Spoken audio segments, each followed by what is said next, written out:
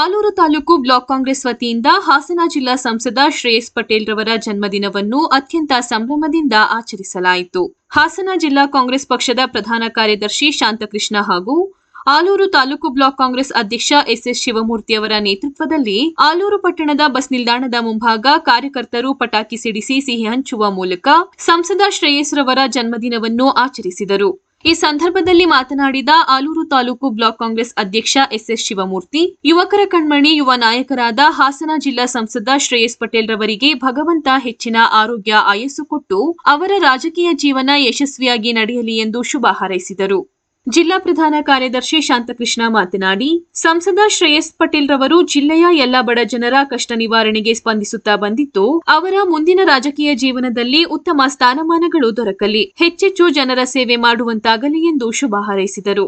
ಈ ಸಂದರ್ಭದಲ್ಲಿ ತಾಲೂಕು ಬ್ಲಾಕ್ ಕಾಂಗ್ರೆಸ್ ಹಿರಿಯ ಮುಖಂಡರಾದ ಬಿಕೆ ಲಿಂಗರಾಜು, ಶಾಂತಪ್ಪ, ಧರ್ಮಪ್ಪ, ಹೊನ್ನಪ್ಪ, ರಾಜಶೇಖರ್ ಸೇರಿದಂತೆ ಹಲವರು ಉಪಸ್ಥಿತರಿದ್ದರು. ಶ್ರೇಯಸ್ ಪಟೇಲ್ ಅವರ 33ನೇ ವರ್ಷದ ಒಂದು ಹುಟ್ಟುಹಬ್ಬವನ್ನು ನಾವು ಆಚರಣೆಯನ್ನು ಸಂಕ್ಷಿಪ್ತ ಸರಳವಾಗಿ